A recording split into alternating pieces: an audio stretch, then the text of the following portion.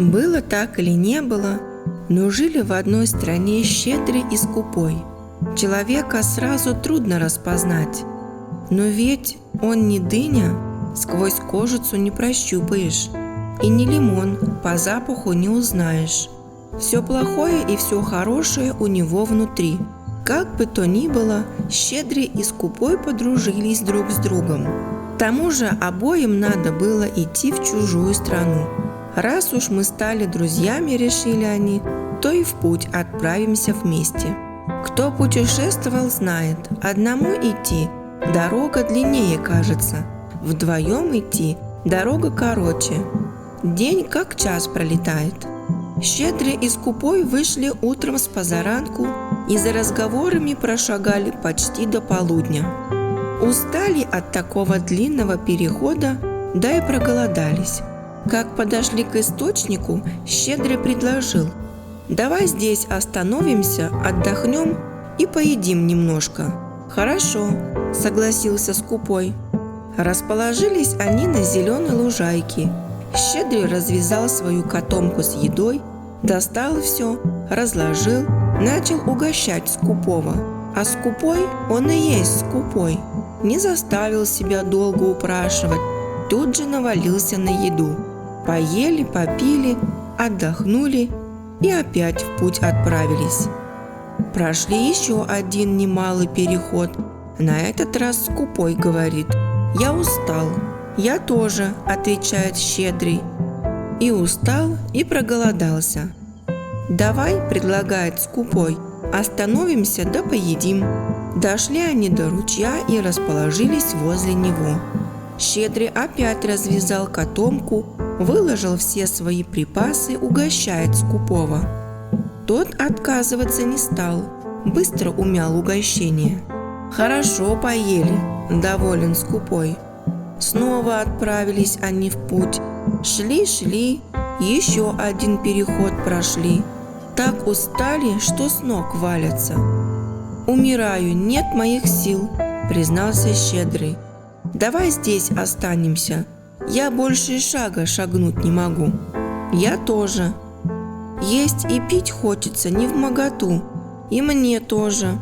Только у меня никаких припасов не осталось», – говорит Щедрый. «А у тебя есть что-нибудь?» «Нет», – рассердился Скупой. «Неужели нет? Кто собрался в дорогу? У кого все должно быть предусмотрено?» «Да откуда?» – удивился Скупой. «Ничего у меня нет». «Почему Скупой соврал?» «Да потому что он скупой, готов голодным остаться, лишь бы с товарищем не поделиться». Настал вечер, воды потемнели, на небе звезды зажглись. Люди говорят: 2 раза попить – все равно, что раз поесть. Но это только так говорят. На самом деле у воды свое место, а у еды свое. Щедрый не то что 2 раза, 22 раза воду пил, но, увы, в животе все так же урчало и посасывало от голода. Наконец не выдержал он и говорит Скупому: «Пойду-ка я по окрестностям, может, где кусок хлеба раздобуду». Шел он в ночной темноте и наткнулся на мельницу. Позвал мельника, нет ответа. «Дай, — думает, — войду внутрь, хоть запахом муки подышу, обману нутро». Только Щедрый переступил порог, как поднялся такой шум и гам, что не приведи Бог. Спрятался он за мешки, и что же видит? Целая толпа джиннов устроила на мельнице свой ночной шабаш. Заиграли джинны на бубнах и барабанчиках, начали песни петь, хороводы водить. Потом устали, сели в кружок и давай разговаривать. Один джин говорит: «В той деревне, где я поселился, есть кузнец-бедняк. Нахлебников у него целых 11 душ. Несчастный едва концы концами сводит. Знал бы он, что у него под кузницей богатейший клад зарыт. Только копни поглубже, тут тебе и золото, и алмазы. Мог бы стать богачом». «Это что?» – перебил его другой джин. А вот в той стране, где я поселился, падишах на оба глаза ослеп. Ни главный лекарь, ни главный советник не могут ему помочь. А ведь есть очень простое средство. Каждое утро в сад падишаха прилетает соловей, садится на стебель розы и поет, заливается. Поймали бы того соловья, дали бы ему проглотить 2 черные тутовые ягоды, потом сказали бы: «Выплюнь, соловушка, выплюнь». Он бы выплюнул те ягоды, их соком смочили бы глаза падишаха, он бы тут же прозрел. «Ах, человек, человек!» – вздохнули джинны. Поистину странное создание. Пока они там беседовали, усталость прошла, снова принялись джинны за песни и за пляски, а едва забрежил рассвет, вмиг исчезли. Рассеялись, как пыль, рассеялись, как дым, и следа не осталось. Щедрый на силу этого дождался, тут же побежал в деревню, где жил бедный кузнец. Разыскал его и просит: «Давай скорее лопату». «Зачем тебе лопата?» – удивился кузнец. «Тащи лопату, а остальное пусть тебя не волнует». Похоже, этот человек знает какую-то тайну, решил про себя кузнец и дал ему лопату. Щедрый перевернул всю кузницу вверх дном, но докопался до клада. Много там было золота и серебра и разных украшений. Кузнец от радости не чует ног под собой. Бросился он Щедрому на шею. «Ты узнал о кладе, ты его нашел.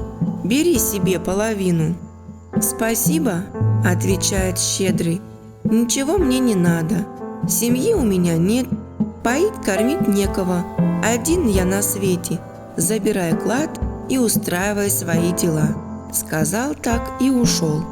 Через некоторое время приходит Щедрый в ту страну, где падишах ослеп на оба глаза, и является прямо во дворец. «Государь, принес я тебе избавление от твоего несчастья. Говори скорее, что надо делать? У тебя ведь есть сад?» «Есть, конечно. У каждого падишаха есть свой сад». «А розовый куст в саду растет?» «Конечно. Все падишахи любят розы». «А садится ли по утрам соловей на этот розовый куст?» «Роза любит соловья, а соловей вздыхает о розе. Это всем известно. Распорядись поймать соловья и дай ему проглотить 2 черные тутовые ягоды. Потом скажи: выплюнь, соловушка, выплюнь. И как выплюнет, смажь соком этих ягод свои глаза. А потом глаза твои прозреют, государь». Сделали все, как велел Щедрый. Только смазали глаза падишаха соком тутовых ягод, он тут же прозрел. «Проси у меня чего хочешь», – говорит падишах Щедрому. «Хочу, чтобы ты был здоров. От моего здоровья тебе пользы нет. Проси чего хочешь. Хочу, чтобы ты был здоров». Видит падишах, что перед ним человек щедрый, скромный и великодушный. «Не могу я остаться в долгу перед твоей добротой. Отдам тебе в жены свою дочь. Посажу тебя на самое почетное место во дворце. Что на это ответишь?» Щедрый поклонил голову. «Что ты не скажешь, что не сделаешь, все хорошо». Отдал падишах за Щедрого свою дочь, велел зажечь праздничные огни и справлять свадьбу.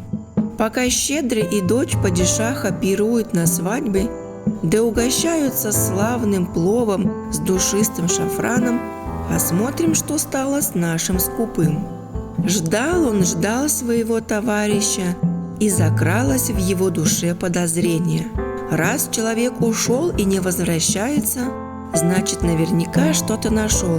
«Дай-ка, — думает, — я пойду туда же, куда и он, и посмотрю, что он там нашел». Побрел скупой в темноте наугад. Шел и наткнулся на мельницу. Только перешагнул через порог, поднялся такой грохот и шум, что и описать нельзя. Скупой тут же забился в угол, смотрит, целая толпа джиннов собралась. А были это те же самые джинны, что и в предыдущую ночь. И начали они опять песни играть, хороводы водить, плясать да притопывать. Потом устали, расселись на полу и давай разговаривать. «Помните, — начал один, — мы в прошлый раз сидели здесь, беседовали, и я рассказал про бедного кузнеца, у которого под кузницей клад зарыт. Я тогда еще сказал, что если бы он копнул глубже, да нашел бы этот клад». «Помним, помним, — перебили его джинны. Так что с ним стало? А вот что. Кто-то пришел, сказал об этом кузнецу. Он всю землю под полом перерыл и нашел клад. Теперь кузнец уже не бедняк несчастный, а богачом стал на нашу голову. «Ай-яй-яй!» – завопили джинны. «Это еще что?» – говорит другой джин. «Помните, я в ту же ночь рассказывал о падишахе, который ослеп на оба глаза?» «Рассказывал, хорошо помним. Неужели с ним что-то тоже случилось?» «Случилось.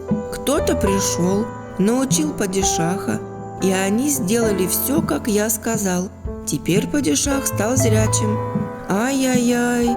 – опять закричали джинны. «Ведь это все такие вещи, до которых человек сам додуматься не может». «Конечно, не может. Значит, кто-то проник сюда и выведал наши тайны. Ну-ка, давайте обыщем мельницу». Отодвинули джинны мешки с мукой, а за ними скупой сидит и дрожит от страха. Главный джин не дал ему и слова сказать, велел остальным: излупить этого негодяя как следует, чтобы впредь умнее был. Набросились джинны на скупого, надавали ему пинков и оплеух и оставили лежать, а сами скрылись. Что еще сказать? Сказка за сказкой, все по порядку. Язык разболтался, а небу сладко. На том и закончим. Аудиорассказы от Эдемы Лайф.